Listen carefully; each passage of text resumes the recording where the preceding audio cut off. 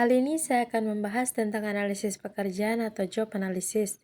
Nah, biasanya di sebuah perusahaan atau organisasi akan melakukan sebuah proses perencanaan. Salah satu yang dilakukan dalam proses perencanaan tersebut adalah melakukan analisis. Sebelumnya, kita harus tahu dulu apa definisi dari analisis pekerjaan. Analisis pekerjaan adalah proses pengumpulan informasi mengenai suatu pekerjaan yang dilakukan oleh seorang pekerja yang dilaksanakan dengan cara mengamati atau mengadakan interview terhadap pekerja dengan bukti-bukti yang benar dari supervisor. Analisis pekerjaan ini akan menghasilkan suatu daftar uraian pekerjaan pada tangan tertulis mengenai kewajiban-kewajiban pekerja dan bisa juga mencakup standar kualifikasi yang merinci pendidikan dan pengalaman minimal yang diperlukan bagi seorang pekerja untuk melaksanakan kewajiban-kewajiban dari kedudukannya secara memuaskan. Arti penting analisis pekerjaan. Analisis pekerjaan adalah studi sistematis mengenai tugas, kewajiban, dan tanggung jawab dari suatu pekerjaan, serta pengetahuan, kemampuan, dan keahlian yang dibutuhkan untuk mengerjakan pekerjaan tersebut. Analisis pekerjaan dilakukan oleh individu yang sungguh memahami orang-orang, pekerjaan, dan keseluruhan sistem organisasi. Dalam realitanya, analisis pekerjaan dilaksanakan oleh pakar job analisis. Orang yang menganalisis pekerjaan harus terlatih dalam metode penelitian dasar. Selain itu juga harus ahli dalam teknik pengukuran objektif agar dapat menghasilkan analisis yang akurat.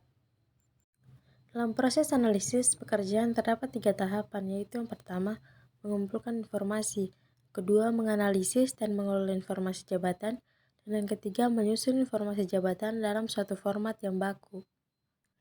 Tujuan analisis pekerjaan. Terdapat 12 macam tujuan diadakan analisis pekerjaan, diantaranya adalah pertama, job description, yang berisi informasi pengidentifikasian pekerjaan, riwayat pekerjaan, kewajiban-kewajiban pekerjaan, dan pertanggungjawaban, spesifikasi pekerjaan atau informasi mengenai standar-standar pekerjaan. Yang kedua, job klasifikasi, penyusunan pekerjaan-pekerjaan ke dalam kelas-kelas, kelompok-kelompok, atau jenis-jenis berdasarkan rencana sistematika tertentu. Rencana sistematika tradisional biasanya didasarkan pada garis kewenangan organisasi. Isi pekerjaan yang didasarkan pada teknologi dan pekerjaan ini pada gilirannya didasarkan pada perilaku manusia. Yang ketiga, job evaluasi. Suatu prosedur pengklasifikasian pekerjaan berdasarkan kegunaan masing-masing di dalam organisasi dan dalam pasar tenaga kerja luar yang terkait. Yang keempat, job design restructuring, meliputi usaha-usaha untuk mengalokasi dan merestrukturalisasikan kegiatan-kegiatan pekerjaan ke dalam berbagai kelompok. Yang kelima, personal requirement atau spesifikasi, berupa penyusunan persyaratan-persyaratan atau spesifikasi-spesifikasi tertentu bagi suatu pekerjaan, seperti pengetahuan, keterampilan, ketangkasan, sifat-sifat dan ciri-ciri yang diperlukan bagi keberhasilan pelaksanaan suatu pekerjaan. Yang keenam, ada performance appraisal. Tujuan penting daripada penilaian performansi ini adalah dengan maksud untuk mempengaruhi daripada pekerja melalui keputusan-keputusan administrasi, seperti promosi, pemberhentian sementara, pemindahan, kenaikan gaji. Memberi informasi kepada para pekerja tentang kemampuan-kemampuan dan kekurangan-kekurangan yang berkaitan dengan pekerjaannya masing-masing. Yang ketujuh, ada worker training untuk tujuan-tujuan pelatihan. Yang kedelapan, worker mobility untuk tujuan mobilitas pekerja, yaitu dinamika masuk keluarnya seseorang dalam posisi-posisi, pekerjaan-pekerjaan, dan okupasi-okupasi tertentu. Yang kesembilan, efisiensi. Ini mencakup penggabungan proses kerja yang optimal dan rancangan keamanan dari peralatan dan fasilitas fisik lainnya, dengan referensi tertentu pada kegiatan-kegiatan kerja, termasuk prosedur-prosedur kerja, susunan kerja, dan standar-standar kerja. Yang ke-10, ada safety. Sama dengan efisiensi, tapi perhatiannya lebih diarahkan pada identifikasi dan peniadaan perilaku-perilaku kerja yang tidak aman, kondisi-kondisi lingkungan. Yang ke-11, ada human resource planning. Ini meliputi kegiatan-kegiatan antisipatif dan reaktif melalui suatu organisasi untuk memastikan organisasi tersebut memiliki dan akan terus memiliki jumlah dan macam orang pada tempat yang tepat, waktu yang tepat, dan lain-lain. Yang ke-12, legal requirements, aturan-aturan dan ketentuan-ketentuan lainnya yang berkaitan dengan organisasi. Jenis analisa pekerjaan. Pertama, analisis pekerjaan tradisional.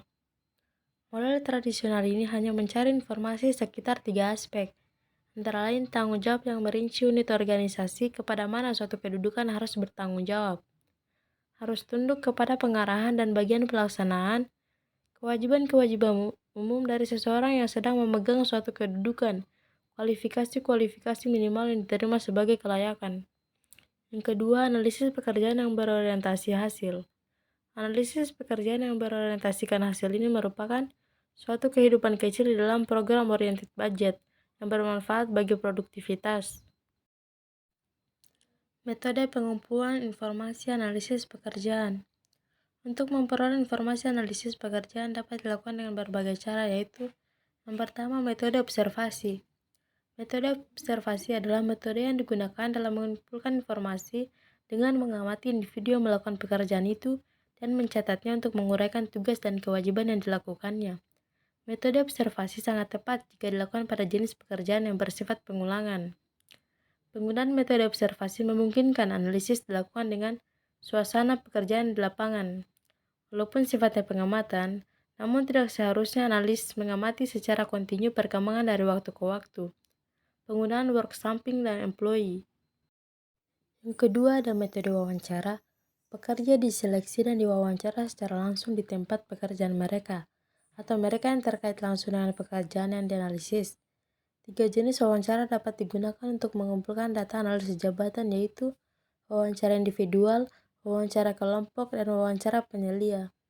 Dalam beberapa keadaan, seperti pekerjaan yang diarahkan oleh tim, dapat juga digunakan wawancara kelompok. Salah satu kelemahan metode wawancara adalah sangat memakan waktu, khususnya jika pewawancara berbicara dengan 2 atau 3 pegawai yang melakukan setiap pekerjaan. Dan yang terakhir ada metode angket. Dengan menggunakan angket, yang bersangkutan diminta untuk memberikan data-data mengenai jabatannya dengan kata-kata sendiri. Analis meminta karyawan mengisi kuesioner untuk menggambarkan tugas-tugas yang berkaitan dengan jawaban dan tanggung jawab mereka. Keuntungan utama dari metode kuesioner angket adalah informasi atas sejumlah pekerjaan dapat dikumpulkan secara mudah dan dalam waktu yang relatif singkat. Sebaliknya, metode angket memerlukan waktu yang lama untuk menguji kuesioner tersebut. Kesimpulan, analisis jabatan penting dilakukan sebelum diadakan perekrutan tenaga kerja. Untuk meraih kualitas kerja tinggi, organisasi harus memahami dan menyelesaikan permintaan kerja dan individu. Hal ini disebut analisis jabatan atau analisis pekerjaan pada susunan kepegawaian, pelatihan, penilaian kerja, dan kegiatan sumber daya manusia lainnya. Jadi, dalam manajemen pekerjaan, salah satunya adalah desain pekerjaan, di mana hal ini diperlukan karena dengan desain dapat meningkatkan passion dalam bekerja. Secara psikis, dapat menambah semangat dan mengurangi rasa bosan yang dapat menunda dan membuat pekerjaan itu terbengkalai.